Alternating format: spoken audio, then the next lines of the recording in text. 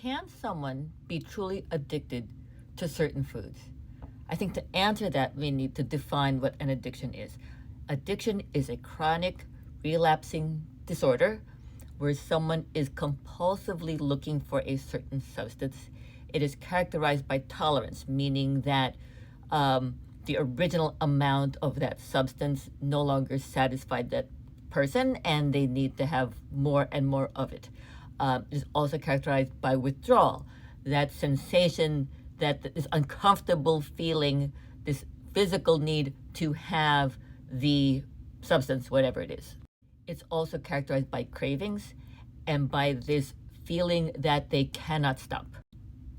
And it is continuing to use these substances despite knowing that there are bad consequences, either physical or social.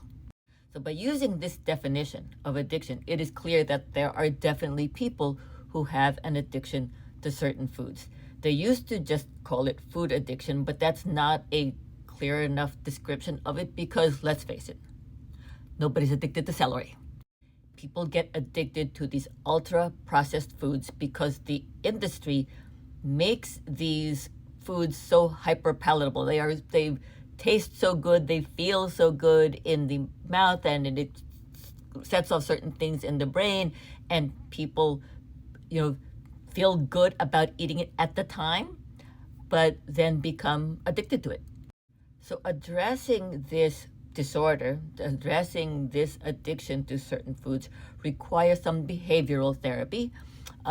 It requires the individual to recognize that this is a problem, but it also requires the medical community to try to help these people overcome it. And some of it may require cognitive behavioral therapy, and sometimes it will require medications. Now, I don't mean to say that the GLP-1 receptor agonists are magic, even though every day they seem to find something else that it does. But because they address kind of that craving part of the brain, the GLP-1 receptor agonists, such as semaglutide and tirzepatide, which is technically a GLP-1 RA GIP-1 receptor agonist, but nonetheless, medications such as those two help to suppress that craving part of the brain, and so can help people with these food addictions.